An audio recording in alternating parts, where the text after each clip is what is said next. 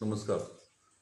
आज बेंगळुरू येथे समस्त मराठा समाज कर्नाटकाच्या प्रमुख कार्यकर्ते पदाधिकाऱ्यांची बैठक झाली.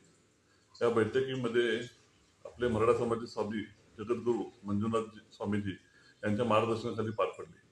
विषय असा होता की सिद्धरामय्या सरकारने जे जनगणना सुरू केलेलं आहे ते ऑलरेडी प्रत्येकाच्या घरावरती हेस्कॉम तर्फे स्टिकर्स लावण्यात आलेले आहेत. त्या दृष्टिकोनातून म्हणजे आपण मराठा समाज कर्नाटकामध्ये काय म्हणून नोंद करावी हा विषयावर चर्चा झाली. राज्यातील प्रत्येक जिल्ह्यामधून पदाधिकारी आले होते.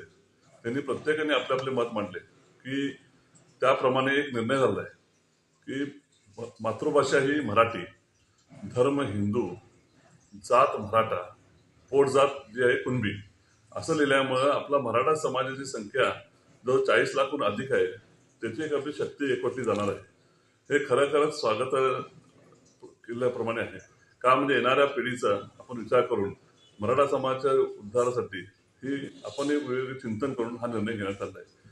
ह्या वेळेला विजय सिंधिया, MLC मारुती मुळे, श्रीनिवास माने आमदार, संतोष लाड आमदार, तसेच बेळगावहून धनंजय जाधव, विनायक कदम, परत असे अनेक प्रमुख उपस्थित होते.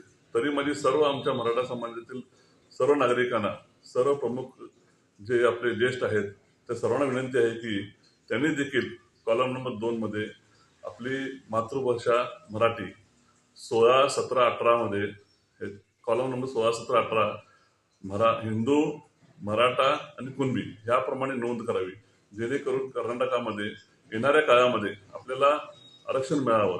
आणखीन आर्थिकदृष्ट्या तसेच शैक्षणिकदृष्ट्या व वैद्यकीयदृष्ट्या असे अनेक लाभ आपल्या विद्यार्थ्यांना व नागरिकांना मिळावे या दृष्टीने हे प्रयत्न चालू आहेत. आपलं सहभाग आणि सहकार्य हे खूप गरजेचं आहे. तरी मी आणखीन एकदा समस्त मराठा समाजातील आमच्या बंधूंना विनंती करतो की त्यांनी त्या दिवशी जे नोंदणी करायला येतील त्यांना घरात बसून खरोखर जे योग्य आहे तीच माहिती सांगावी, चुकीची माहिती देऊ नये असे मी आपल्याला विनंती करतो. धन्यवाद.